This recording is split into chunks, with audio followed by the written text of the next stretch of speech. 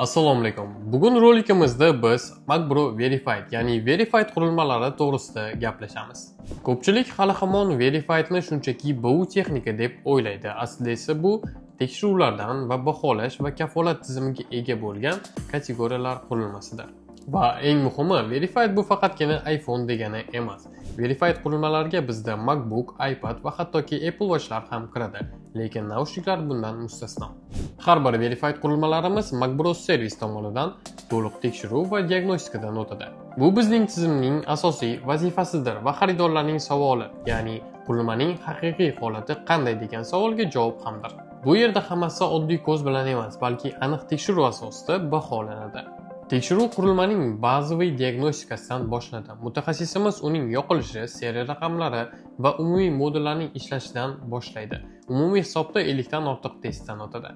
Alohida e'tibor ekranga qaratiladi. Tekshiriladigan narsalarga keladigan bo'lsak, bu ekranning yorqinligi, sensorning ishlashi, Face ID va True Tone funksiyalaridir va albatta ekrandagi nuqsonlar ham tekshiriladi. Keyingi bosqich bu batareya. Biz akkumulyator sig'imini, sikllar sonini va albatta akkumulyator qiziyotgan yoki qizimayotganini bilishimiz shartdir. Shundan keyin qurilmaning tashqi holati baholanadi. Uning korpusi, tugmalari va albatta port qismlari tekshiriladi va uning yakuniy qaysi kategoriyaga shakllanishi ma'lum bo'ladi. Keyin esa qurilma to'liq tekshiriladi. Kamera, ovoz, dinamik, tugmalar va Wi-Fi va Bluetooth to'liq va stabil ishlashi kerak.